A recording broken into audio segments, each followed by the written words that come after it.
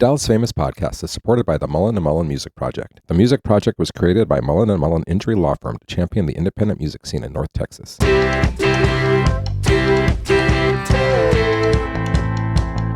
I'm Andrew Sherman. I'm a Texas transplant who has always been in pursuit of art as a career. I've played in bands, pursued an acting career in Hollywood, but I found it behind the lens of a camera here in Dallas, Texas. I was born in New York, I've lived in Chicago, Los Angeles, Austin, but I love Dallas. There's a magical artistic scene in Dallas that mostly goes unnoticed to the outside world. This podcast is focused on what makes it so special and the people who make it thrive artistically. If you don't live here, and even if you do, you might not have heard of them. This is the Dallas Famous Podcast. So who you gonna be? Who you gonna be when you're all grown up? Who you gonna be? Who you gonna be when you're all for us? Yeah. This week on the Dallas Famous Podcast, it's Jay Sustain. Jay is a multifaceted artist and musician known for his work as a DJ, the online program director on KNON Live, and as a member of the band Smoking with Strangers. He also hosts the show Legends and Liner Notes, where he dives deep into the stories behind iconic tracks and artists. With a rich background in music production and a unique perspective shaped by his upbringing, Jay brings a wealth of experience to the table. We talk about his fascinating journey through the music industry, his experiences with well-known artists, and the creative culture in Dallas. Join us as we delve into his passions, explore the evolution of his music, and get a glimpse of what drives his artistic endeavors. Here it is. We are back at the Deep Ellum Community Center. I've got Jay Sustain. Hello. We've been friends for a while. We met up at Deep Ellum Art Co. I think I knew you before you were even working there, and then... Yeah, I think so. You were doing open mic night. Yep. Yeah. And you was hanging out. And then, wow, we did our time together there. That's right. Many hours standing around together talking about everything. Everything and anything, yeah absolutely. Yeah. So, Jay, gosh, you have a lot of descriptors. You're a musician. You're a DJ. You work at KNON. You have a show there. You're also the online program director. Is that correct? Yep. What am I missing? You got Thursday Night Therapy. Yeah, a DJ therapy night. Smoking with Strangers. Smoking with Strangers music-wise, yeah. God, did I miss anything? Just overall great guy. Yes, very, very personable. I've got a girlfriend that she's Dallas famous as well. Yeah, Amanda Dalton. She's on the list. I was going to have you in together. Amanda, I'm sorry, but I just felt like it would be a two-parter. Just Jay. I mean, I'm already worried it's going to be a two-parter with Jay, so I just wanted That's okay. I don't think she would want to come today. She's not feeling that great, but John Kennedy made a joke one time where he said, I happened to go to Paris with, my wife, and everyone was like, who are you? But, and it's like sometimes I feel that way. People see her and then they look for me, like, yeah, she's great. That's funny. Well, also, I mean, I guess you do. You're in front and behind equally the camera or the whatever you call it, the veil of. It's cool. She's a great partner, and I've got to say, I think dating a musician or a DJ or anybody that's in this kind of whatever spotlight or whatever, it's not easy. You have to keep up with them. You've got to keep a good face and keep a good smile. And she's trying to run her own business and everything. So, kudos to her for being that kind of partner. I love her. Yeah, Amy's the same way. She's just like, what are you doing again tonight? And I'm like, it's another band you've never heard of. She's like, hey, great, have fun. We live in the calendars. I mean, it's like we have to sync every week. Oh gosh. And then for a minute there, Google was messing up my calendars and that was throwing everything off, but back to normal. Let's, like I like to do on Dallas Famous, let's dig back. You've got quite the interesting history, early history. I mean, there's a book written about your life. Is that right? Yeah. The book, I had a childhood friend. I grew up knowing him as Brian. And, my mom was kind of in and out of trouble and, alcoholism and this, that, and the other. And so his mom, who lived nearby, kind of like a neighbor, would essentially take care of me, get me to school and make sure everything was cool and whatnot. And I grew up with Brian. And as we got older, he got a little more, rowdy and wild. And I was less rowdy and wild, I guess you could say. And so we kind of split apart. I was just like, I don't know, I'm not into what he's into and stuff. And then when I was 20 years old, all of a sudden it's like, there's a book out by this guy named Trey Smith. And I'm like, oh, that's the dude Brian that I grew up with. And so I read the book I find out years later that I was the first person to place an order for the book. Of course, I didn't know that. But as soon as it came out, I'm like, what is this book? And so I ordered it online, got it, and was just enraged at all the lies and manipulation of the stories to make it sound cooler than it was. I was very frustrated. And I went through it with Post-it notes. It was yellow for slander and pink for like just outright lies, and Whoa. I just studded the book with all these Post-it notes because I was like gonna sue this guy and go after him. And I found an attorney, and she was like, you're just bringing gas to the fire here. She's like, if you sue him, the best thing that we can do is get the book off the shelf, but you're not going to get any money, and blah, blah, blah. And so I took a different approach, and I actually wrote him, and I was like, hey, you bastard, let's have lunch. So we did. We had lunch together, and I wanted to choke him, but there was a girlfriend of his, and That's why. that's why I didn't choke him, literally. And we made an agreement at that time. He was like, well, I didn't do it to screw with you. I did it, because I don't like your father. I don't like your dad. And so I wanted to get back at him. And I'm like, yeah, but you slandered my life, and I'm trying to be a DJ. I'm trying to be something. Not only that, he didn't use he did use my real name, but he also brought in my DJ name into the mix. And I'm like, why would you, I create a band and call it Smoking with Strangers, and I create a DJ and call it Jay Sustain. Why would you pull my career into your stupid little life story? I just couldn't understand why he wanted to go so deep with it. Yeah. And we came to an agreement that he wouldn't push it anymore. He was like, well, the only people that are buying it are people that like your dad or dislike your dad, and it kind of has a wheel of its own. And I was like, all right, cool. So don't ever talk about it again. Don't interview about it. Don't tag me in it. And so he agreed. He was like, I'm moving on to other stuff anyway. Now he's one of those fake preachers that sells sand from the Sea of Galilee. So he went full circle with his world. Yeah. All right. And he's decrypting mystic texts and stuff like that. I'm glad somebody is. Yeah. And selling you the rights, for $69.99. Wow. And so he agreed to stop promoting that book. Well, about 3 years ago, I got tagged, Jay Sustain got tagged in this Dallas Morning News or something, and I'm like, what is this? And sure enough, here he is sticking his head up doing an interview on like a local radio or something here in Dallas, and Jay Sustain here from Dallas, his father, blah blah blah. And I just lost it. I just went nuts. I'm like, you broke our agreement. You probably remember this because we're friends on Facebook, but I like went live on Facebook and was like, I mean, who are you? Oh, man. And some of my friends were like, hey, man, are you okay? Mental health day? And I'm just like, I'm losing it, with this guy. Yeah. And he came back with threats. He's like, screw you. It's my book. I'll do what I want. If you don't like it, you can do something about it. And finally, I think just the more patient and more like who cares took over in me, where I was like, I'm not going to add fuel to the fire. It's a stupid book. And it just sucks because, to be honest, the real story is pretty cool. Ran away from home, started wearing my mom's ripped up goth stuff and going to clubs, and it was a good time. The origins of my musical story are pretty dope in and of itself. You don't need to lie about it and act like we were stealing offering money and driving in ministry vehicles. Neither one of us could drive. We're kids. Like it's a phantasmagoria that that he only served him. Yeah, he wanted to launch himself, basically. Yeah, it was stupid. I don't want to go too much further, but you might as well tell us who your dad is. Yeah, so my father is Dr. Mike Murdoch, and he is a television evangelist. He's now about 80 years old, so he's really slowed down. But in the 1980s, he was a primary fundraiser for the Jim and Tammy project, which was called PTL. And they built a huge theme park in North Carolina called Heritage USA, and my dad would go out there and raise millions and millions of dollars. And then he started writing songs that Tammy Faye was like, I love these. And so he became kind of her primary songwriter. So he made a lot of money through book sales, book royalties, and also song royalties that Tammy had sung.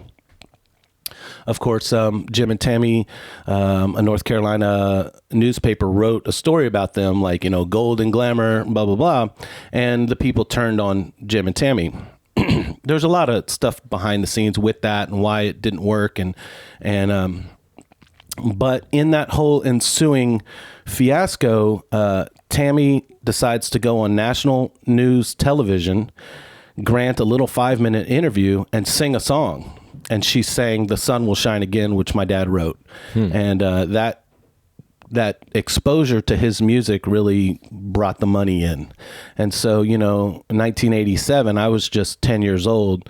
But by that point, I was living with a mom on food stamps and having a dad that was millionaire with mansions and, Wow, and a pet lion. And a lion, yeah. Yeah. His interests were very eccentric. He had llamas. He had weird cars, like, the ornate Tiffany vehicles with the wheel on the front, just stupid, gaudy looking stuff. He liked to look good. And then, of course, when I was living with him at age 12, I came home and there was an African lion there. And at the time, it was about the size of a pretty big dog, Labrador or whatever. But it grew to be, a lion, a freaking lion. Wow. And at one point, one of the neighbors, it got out and slaughtered 50 chickens and just, this is Argyle, Texas. And the neighbors were like, coming after him. And so they sent like the Texas Zoo Commission and he had to build this huge enclosure. And it had to do with like the percentage of his land. So he had 6 acres. So the enclosure had to be, like 600 yards large or something. And it was quite big. And then finally after that, he was just like, I don't really want to have a lion. I can't see it anymore. It's off in its little enclosure, and he only wants things that he can, manipulate and play with. Right.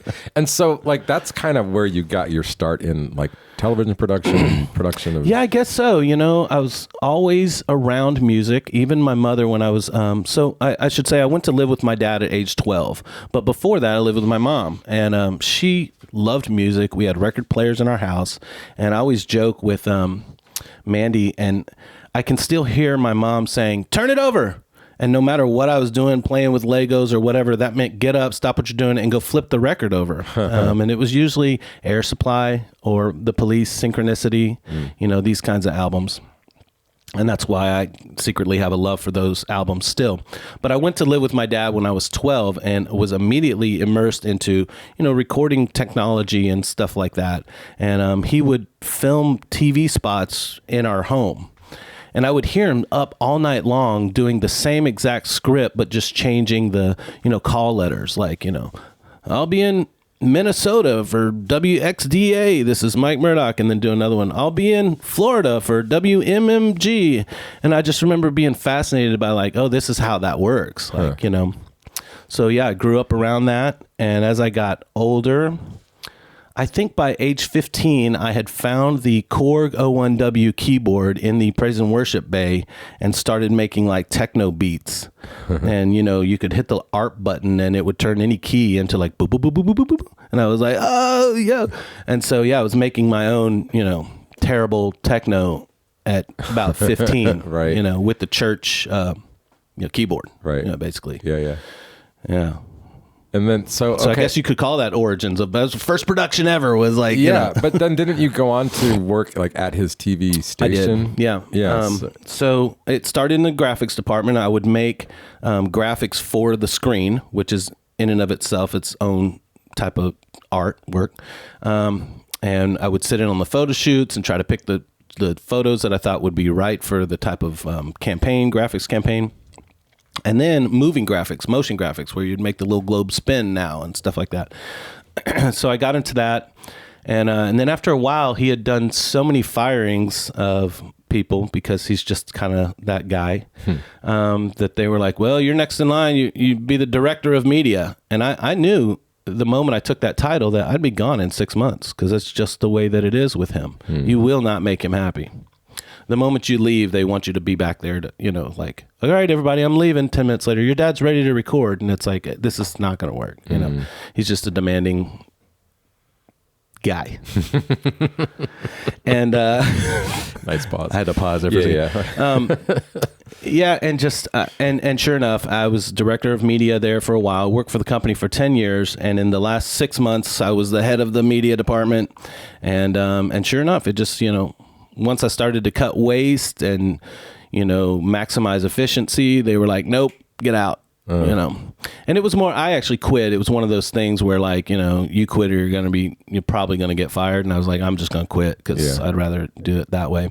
And we have a talking relationship, me and him, but it's still only when he wants it and only on his terms and, that kind of thing. Yeah. So Anyway, well.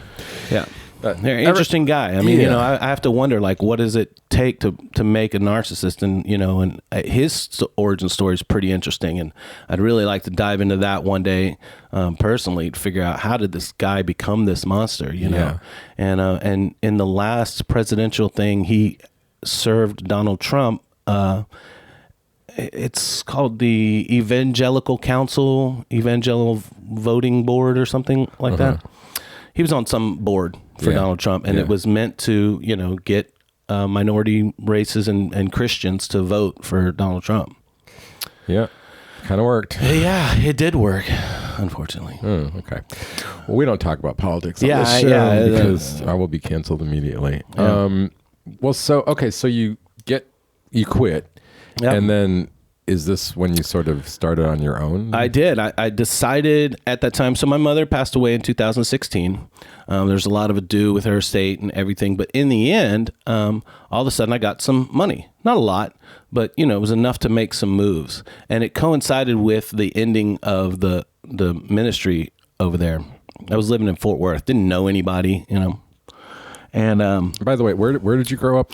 I grew up in Houston. Okay. Yeah, but I was adopted. I'm from New Orleans, and so before moving to Fort Worth, I spent 10 years in New Orleans, still working for the ministry, but working remote. But as I climb the ladder, you got to get closer. The inner sanctum. So I moved here to Fort Worth. I was only in Fort Worth 2 years working for the church before I left. I had a little bit of money, and I said, you know what? This is the time. This is the time. If I'm going to do music, if I'm going to DJ or whatever, this is the time. You could take 2 months off of work. You got a little bit of cash, buy the equipment you need, and just dive into it. This was 2016. So in the spring of 2017, I met this like an apartment finder girl, and she was like, "Oh, there's really great lofts and studios and stuff, and you can be in downtown." And so we viewed a couple throughout downtown. There was even one that overlooked Dealey Plaza, JFK, that I almost wanted. The reason I didn't take it was there's no street parking, and there was nothing there was no parking except for street, and there was nothing within walking distance, like food wise, other than the JFK Memorial. I was like, that cafe, this is not really what I'm looking for. And finally she said, well, let's check out Deep Ellum. And I'm like, I used to come down here when I was a teenager. And so sure enough, she showed me like the Futura building. And we went walking through the neighborhood, and I was like, this is it. This is what I want. I want to walk about. I want to make music here. And so I did. I probably made 100 productions in that apartment, just random stuff. And one night, I used to go to Deep Ellum, like the Nines and Three Links and Reno's and stuff like that. Those were all great places. One night I was kind of drunk, walking back from the Nines, and I heard this boom, boom, boom.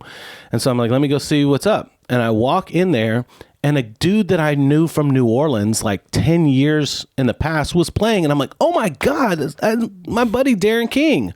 He was in the band Mute Math, and he was a drummer for that. Okay. And he was playing a solo act at Deep Ellum Art Company. And so I walk in there, I pay the money, and there's a couple hippie long haired guys in there. And I'm just like, yeah, this is cool. And it's a block from my apartment. I had no idea. So I stay, I talked to Darren, I took pictures. I met Michael Curvin that night. I thought he was the owner at the time. And that was my introduction to Deep Ellum Art Company. And it was a great introduction because I got to see a show that I know and reconnect with people. And here we are, I guess, 8 years later. And Michael Curvin says, I remember the first night you walked into Deep Ellum Art Company. You were there. He remembers everything. You were there to see Darren King and blah, blah, blah. He's a machine. Yeah, he's a machine. But yeah, that's so in 2017, I found Deep Ellum Art Company. I started going there regular because it was a block away, feeding the cats in the backyard. And one time John LaRue just picked my brain and was like, we want to do video and we want to do social media. And of course I was like, it's really easy to do. My dad's using Periscope and, Instagram to go live now. And John's like, let's do it. And so we put together a little program on how to go live and when we could go live. And we learned all the copyright issues pretty upfront. And that's how I started a relationship with Deep Elm Art Company. And then one time he was like, well, you want to come DJ, open for a band? So I said, yes. They loved it. His wife, put on Facebook, like, whoever this DJ is, this guy's great. I could go for more of this. And after that, he kept asking me to come back and DJ. And so, the story here in Deep Ellum really all started there with me wanting to focus on music and then actually getting an outlet to do it. Right. And, John and the family over there were so wide open to the different things I was doing that it could be jazzy house music or it could be, deep, dark techno trance. And they were like, just go for it, man. Yeah. Yeah. They're cool like that. Yeah.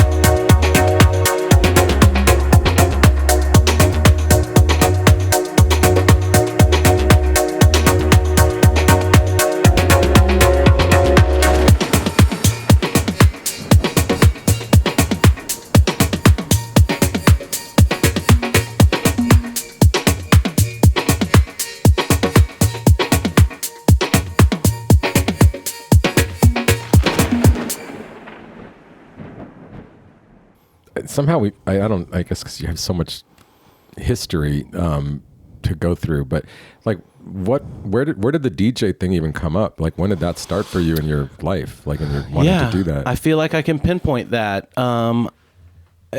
Someone gave me a Sasha Global Underground live in Ibiza, Spain album. First time I heard it, I thought it was very deep, like the songs were all kind of melodic and trancey. But over time, the more I listened to it, I was like, the mix is flawless. Like you can't tell where one song ends and the other begins. And like, for minutes into song 2, you're hearing pieces of song 1. And I was like, that is fascinating.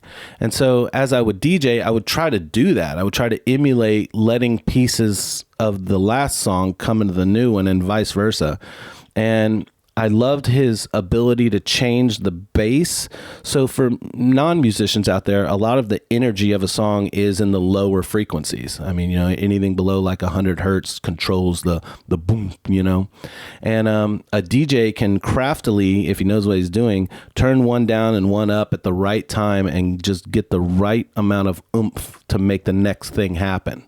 You can pull a little bass out and then it goes away and then it comes back and it's like boom. And I just was fascinated by Sasha's ability to do that so flawlessly that I kept trying to do it. And then there were other artists coming out on that same Global Underground CD compilations. They weren't as good as Sasha, but it made me realize there's a whole world of dudes out there doing this like flawless mixing style. Seb Fontaine and Paul Oakenfold and just many, many others. Anthony Papa, Carl Cox, and just tons of them. And then I found out they meet every year in Miami at Winter Music Conference, Miami Music Week. And I'm like, let's do it. So in 2000, I went to my first Winter Music Conference in Miami. And I'm like, oh my God, I am so behind the wheel. These dudes are 50 years old. Like these guys are been doing it already for 20 years and they're just now getting recognized after 20 years of doing it. And so it was Sasha and the Global Undergrounds and the Miami realizing that there was a whole culture and career as well to be had. That's what made me want to do it. I don't want to say I was good at it. That sounds like I'm tooting my own horn, but I found it to be very simple. And it's just about picking the right track and also playing stuff you've never heard before and just reaching a little deeper. But I got good enough at it that I was confident enough to say, book me and I can do 5 hours of this, And I did. And I still, to this day, I find creating playlists and creating DJ sets to be fairly easy because you can kind of see, especially after years of doing it, you can kind of see when you're looking at the names of these songs, what energy they're gonna have. These disco era ones sound really good in the light, fun time of the night. And then these deeper stuff are better toward the end. And it's just like you can plan almost the way that a night is going to go. Of course, you've got to maneuver, but you can kind of create a night in your mind and create the parameters ahead of time and just flow in between tracks that work well together. I've taken that to the band too, to the music. Yeah, I kind of wanted to go there because this is something like when I first started shooting at Arco, it was really my first experience like being around DJs other than when I was like in college, like just dancing and not paying attention. And it wasn't the same thing back then either. So there are some people that are just DJs, but then there's people that also bring their own creativity besides the mixing and like writing. And so like, how does that transition happen? Like, what is it like? It's not enough to just play other people's music. I've never understood that part personally. Yeah. My first DJ that I ever saw do anything live on top of the DJ booth was DJ Defuse, Dustin Fusler. Rest in peace. He just passed away this year. And he would play the typical club house music, but he had a drum, one of those like digital djembes or whatever, and he would go. I have not seen that. Yeah, it's digital, and you can control the sounds and the pitch and tenor of each pad. And nowadays you can sync it to the DJ booth so that it knows what the time signature is, so that it quantizes some of your rhythms too. Wow. Yeah, it's Okay. fascinating. I'm way out of and the I loop. just was, and this was 15, 20 years ago that he had the early versions, and I would watch him, and so I tried to emulate that, and I got bongos and real drums and tried to play on top of it, but I found that I didn't really have the same great rhythm as I'm not a drummer. The idea was great, but the execution was much harder, and you got to mic it and everything. But I did start making my own tracks, and when I would play them at the club, I would realize something's wrong, something's not right. It's real boomy over here, and the hi-hats are out of control, and so there's a whole lesson to be learned about mixing and mastering when it comes to dance music. A lot of those guys that have been doing it a long time, and they've got their secrets of compression and whatnot. But yeah, I wanted to do it, and to be perfectly honest, watching some of the amateurs at I hope they don't take that personally, but at the open mic night, some of the young guys getting up there and screwing up and not doing that well made me think, I've got more confidence than that. I could definitely get up there and do my thing without feeling ashamed, And it was the Artco nights that gave me the confidence to say, let me take it a step further. Let me bring my keyboard. Let me hook up with another musician and just see if we can get up there and do it. And we did. Yeah, Smoking with Strangers. Smoking with Strangers, yeah. With Max. With Fully Max. I saw Max perform several times, and one time he performed, and I think he had a bass guitar or a guitar, and I was like, dude, that is really great. And then I realized he was playing on top of his own tracks, and I'm like, look, we got to talk. And so we did. I sat him down in the back at Artco and just, had smoke and talked, and he's like, I'm down, And it wasn't meant to be a goth or anything like that, but most of the stuff that I had written had the dark undertones to it, and we're covering Gary Newman and things like that. So we kicked it off, and I think we probably wrote a whole album's worth of stuff before we had a name for the band. We, I think, wrote 10 or 12 tracks that we thought were really groovy until we decided on a name. And then we decided on a name before we finished, before we put anything out. And next thing I know, we're nominated for a Dallas Observer Best Electronic Music Act. And I'm like, we don't even have an album out. Like we don't even have things out. Oh, wow. And it was weird. This, I guess to say, this city or this scene kind of stroked our collective ego, and it made us feel confident enough to get up and do it without judgment. Yeah. There wasn't really a lot of, booing or, I didn't know what to make of it at first, to be honest. You're my friend, you're both my friends, so I was supportive.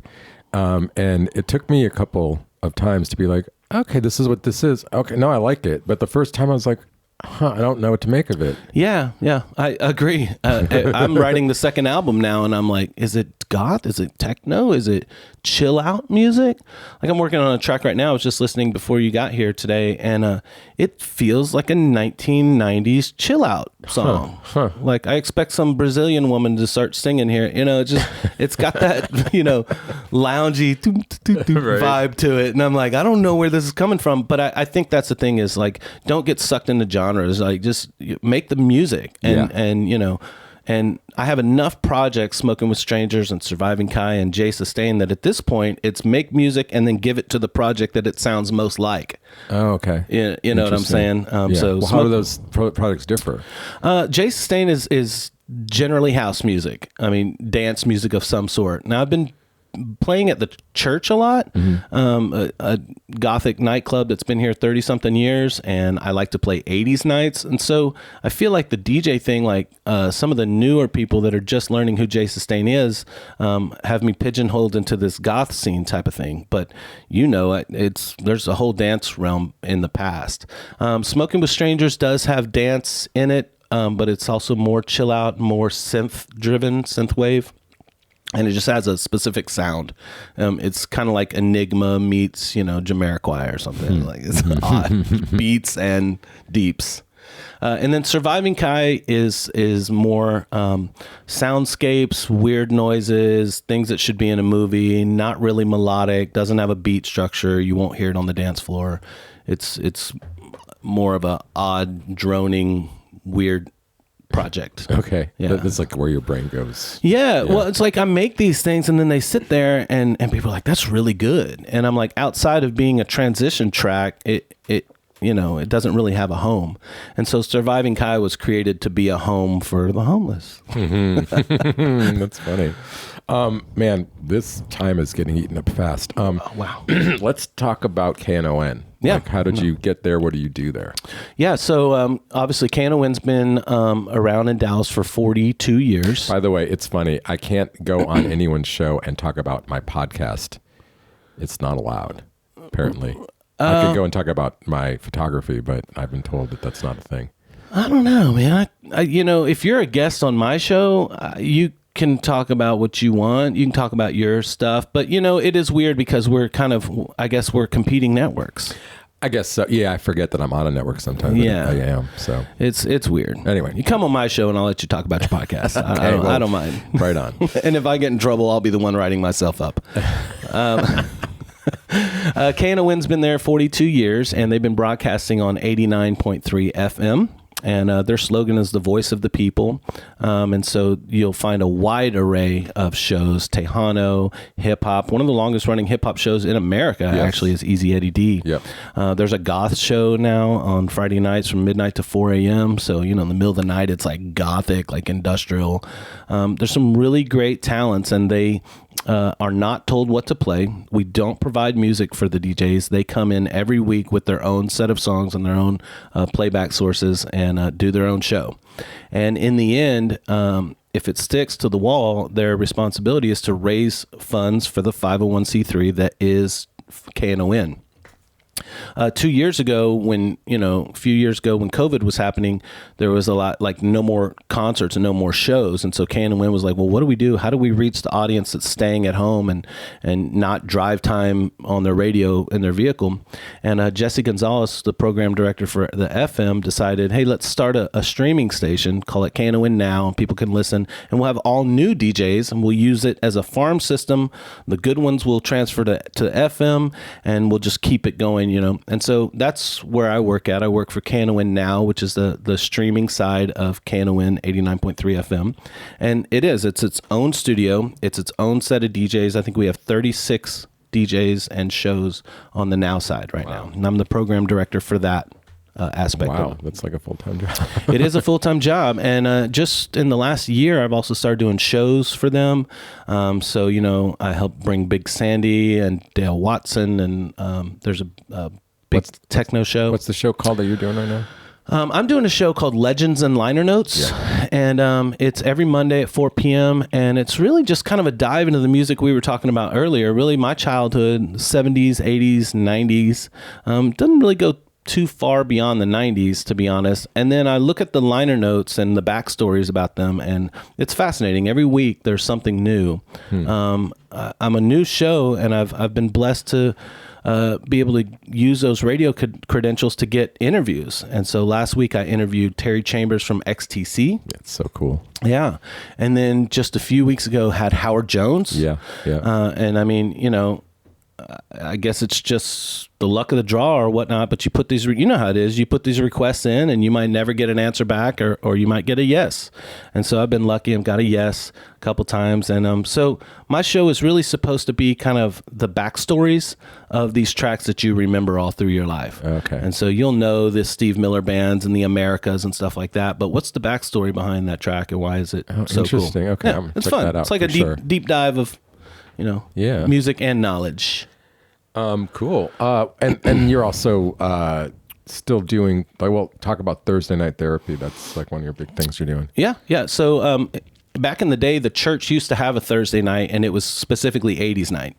And I think they just called it 80s night or something. I guess I didn't realize that it wasn't always 80s. No. Joe Virus, it's weird. I want to say like hard shoes to fill, but he's still doing it. So no one's filling his shoes. We're just doing our own thing. But Joe Virus created a real culture of industrial and new goth music. He would find stuff from Germany and that no one had ever heard before. And outside of LA and New York, and some of this is in the documentary, And then I believe that you interviewed Timothy Stevens, the director of that. And so some of that's in that church documentary. But Joe was, playing stuff here in Dallas that was only showing up in LA and New York and around the world. So he created a real deep culture of industrial goth music. And that's essentially what the church is on Sunday. Okay. You can get some 80s in there, but I find that the crowd is younger and they don't really appreciate it as much. Okay, I gotcha. They're like, what is this? You know? It's funny because my impression is like I see you and I see Jay Gavitt, and at every 80s concert I'm shooting, which is what I like to cover too. Yeah, we love them. But then it gives me a false image of like that's not all you are. No, yeah, and I like I told you earlier, I feel like I get pigeonholed into it. It's if you play a gig to 5 people and it's house music, people say, oh, DJ's not that great. But then you play to 500 people and you play goth music, they're like, that DJ is great. And it's like, well, what made it great? Because there was a lot of people here? Because Jay Sustain didn't bring the people to the church. That place has been there 30 years. I just got booked to play to a large audience. And same with the crowd with 5 people. There wasn't a lack of people because Jay Sustain was there. They just weren't there that night for whatever reason. Sure.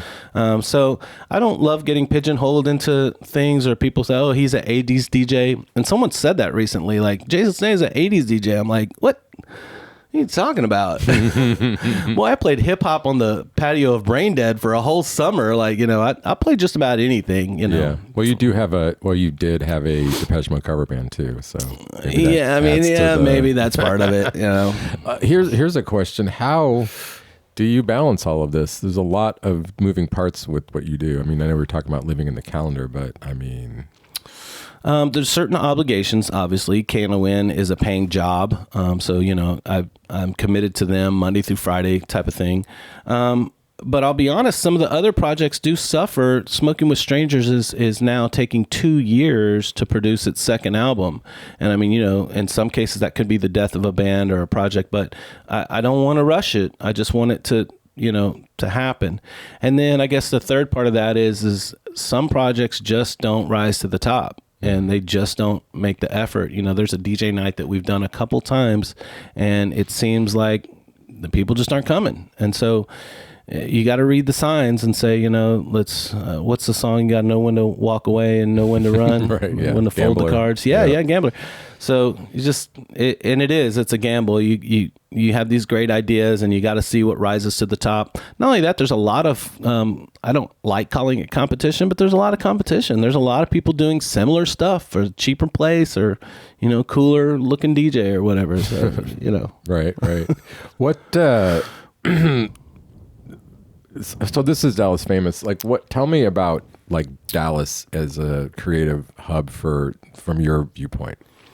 Like I said, it made me feel unjudged out here. I lived in New York City. I went to school in New York City, and getting into that scene was impossible. It's very judgmental. Gatekeeping. Yeah, and it's gatekeeping. That's what it is. You might not know it, but the guy that you're talking to has been there since Moby's first album, and he's this huge producer or whatever. You don't know it, and so you're just talking yourself up, and he's writing down like, this dude will never play here ever, because they don't know you. And you have to have an opportunity to prove yourself to be awesome, and you might not ever, ever, ever get that opportunity. I got lucky in New York City because I was playing at a hip hop bar, but they wanted chill out lounge music. And I'm like, all right, I've got tons of this stuff. And then one night, Josh Groban walked in with Lucia Micarelli, an award-winning violinist. And then followed by another guy named Dave Egger that had a cello with him, and they had their instruments. And Dave Egger walks over and goes, do you care if we just play on top of what you're doing? And I'm like, yeah, I don't have a mic or anything. No, these are loud instruments. Cool. And next thing I know, really well-known musicians were just playing on top of my DJ night. And he's like, can we come back next week? Yeah.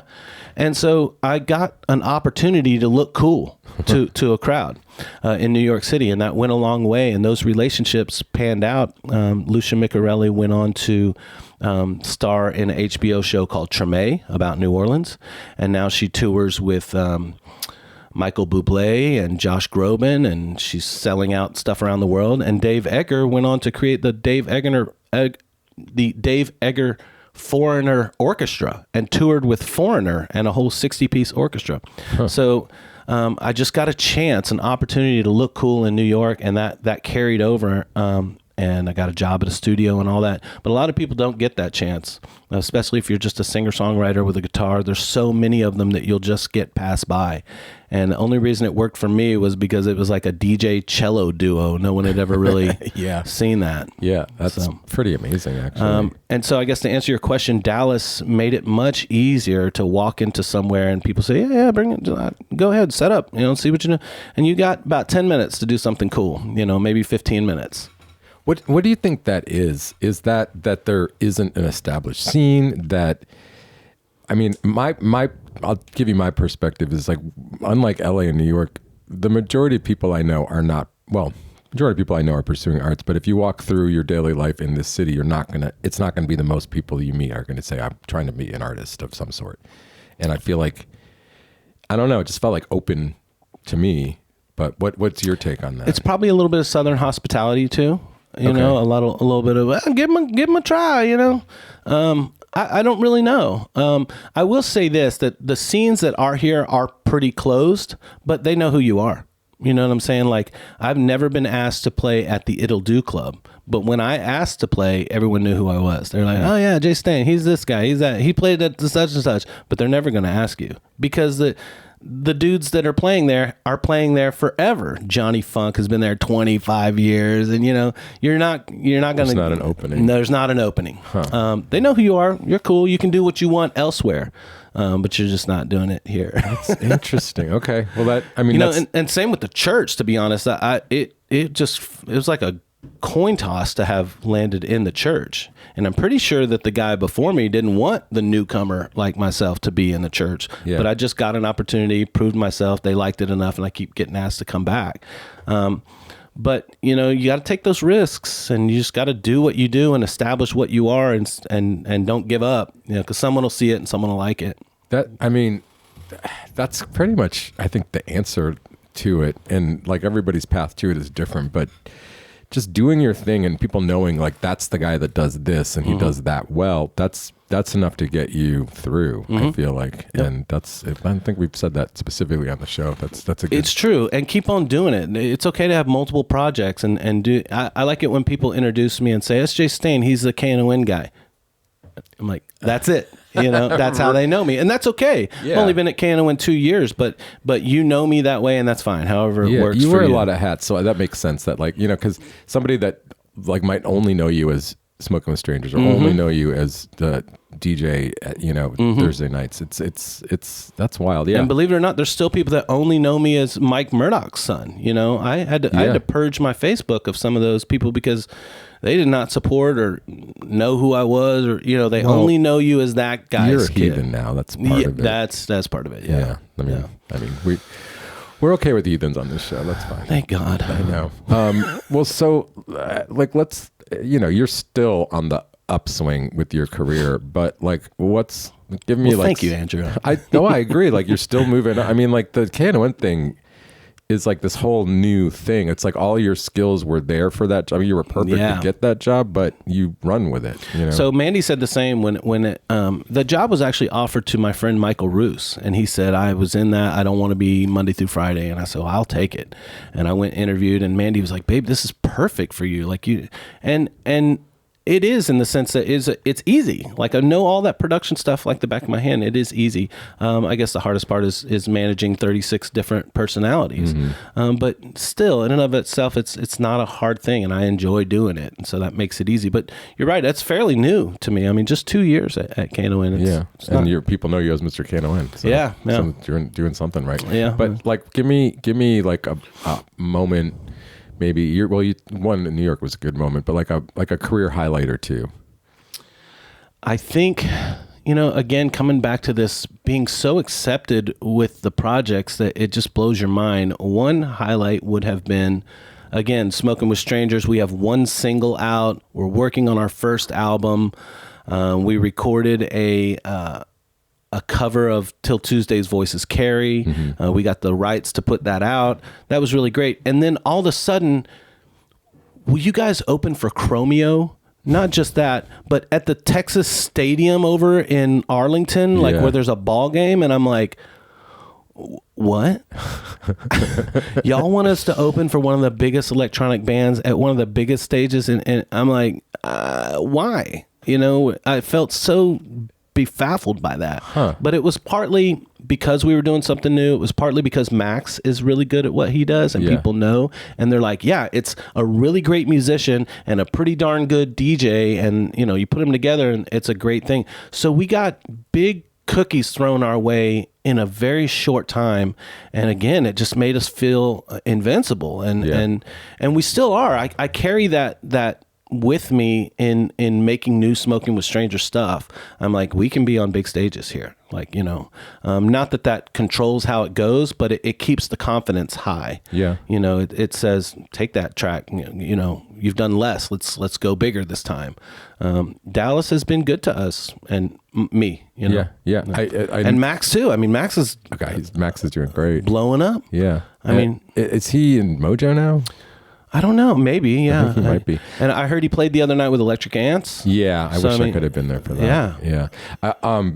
You know, I will say to anybody listening that Smoking with Strangers is a very easy band to open for your band, because it's like all electronic. There's no drum kit. So you can like jump up in front of a lot of different stuff. I'd like to have a drum kit, but even it would be electronic. It would still be, you can pick it right up. And very portable, so just throwing that out there. If you want an electronic-ish band. What would you call? Is it electronic? What do you call it? It is electronic. Yeah. There are some dance elements. Like I said, there's some down tempo elements. But you know, my biggest motivators for that band are like Enigma and Depeche Mode and Kavinsky. You know, it's got to have a beat, but it's got to be soothing and deep as well. It's got to meet that criteria. Right.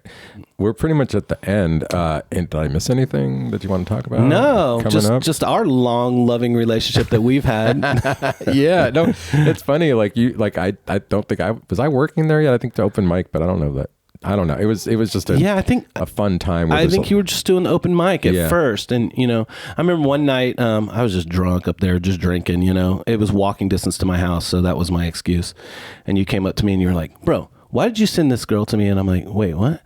And apparently some girl had asked me, how does she open mic? And I sent her to you, and you were just like, don't send me this. like I'm trying to do this open mic, bro. Don't just send me these like random challenges. And I'm like, oh, I didn't know she was bad. I'm sorry. Oh, I don't remember that. It sounds like something I might say. She was not good. And you were like, don't send me this. And I'm like, I don't know. I didn't know she was not good.